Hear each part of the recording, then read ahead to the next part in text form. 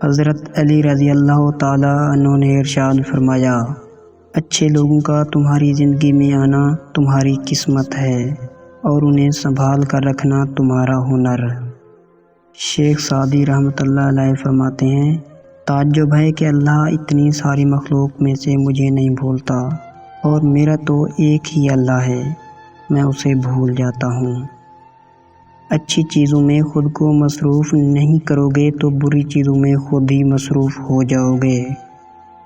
جس کو شکر گزاری کی نعمت عطا ہوئی، اسے مزید نعمتیں حاصل ہونے سے کوئی نہیں روک سکتا۔